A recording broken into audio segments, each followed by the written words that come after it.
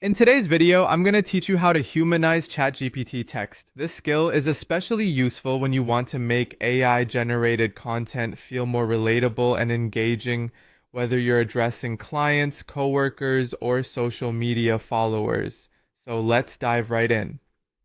To begin, let's head over to the ChatGPT interface. This is your starting point and where all the magic happens. If you're familiar with ChatGPT, you know that it can produce text that sometimes feels a bit stiff or overly technical. Our goal today is to soften that text, making it warmer and more approachable. Once you're there, the next step is to paste the raw text that you intend to humanize. Think of this as your canvas. You might say something like, here's the text to humanize.